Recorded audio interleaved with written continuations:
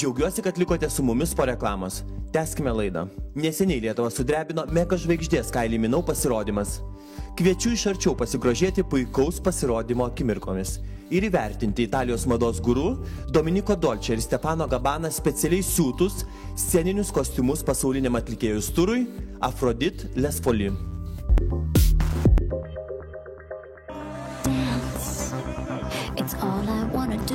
Garsi atlikėja į Lietuvą nusileido privačiu lėktuvu iš Rygos, pasipuošusi įspūdingais Alexander McQueen kailinukais. Draugiškai nusiteikusi jis steptelėjo ir atsakė keletą klausimų.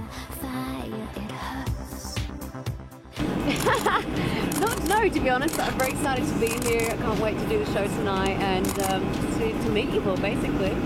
Okay. Look forward to a very warm welcome. Okay. How is the show going so far? This is one of our first concerts, actually, you know.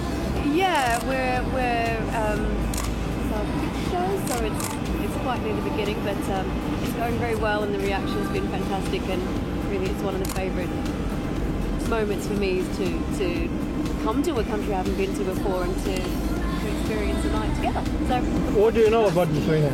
I'll find out today. Okay, and it's kind of cold here, but that's... Sorry, gotta go. Right, yeah. Bye. Thanks, guys.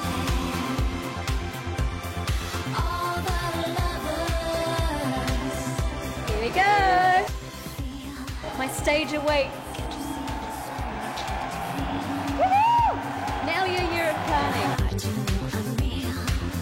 Kartu su garsiaja dainininkė scenoje pasirodė 45 žmonių komanda, kurie per 2 valandas truksiantį pasirodymą pakeitė 200 skirtingų kostiumų. Skaičiuojama, kad ši koncerto dalis yra brangesnė net už itin sudėtingą ir originalią širdies formos sceną, kurios vertė 25 milijonai litų. Visa kita vertinama 38 milijonais litų.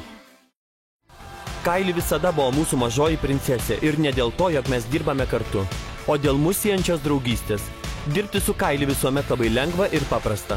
Mes galime jai kurti tokius rūbus, kokius norime, kadangi ji žino, jog mes sukursime tai, kas jai labiausiai patinka. Tai bus jau 3. kartas, kuomet mūsų kūriniai leidžiasi į kelionę po pasaulį su Kylie, sako Italijos mados guru Domenico Dolce ir Stefano Gabbana.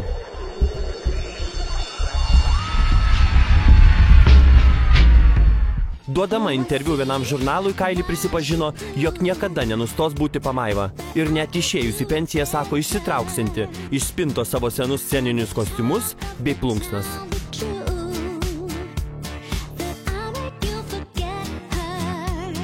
Scena ir šou yra visas mano gyvenimas. Galbūt aš būsiu daug keblumų kelianti sena dama, bet ir sulaukusi garbaus amžiaus norėsiu lipti ant scenos ir šokti, juokiasi atlikėja.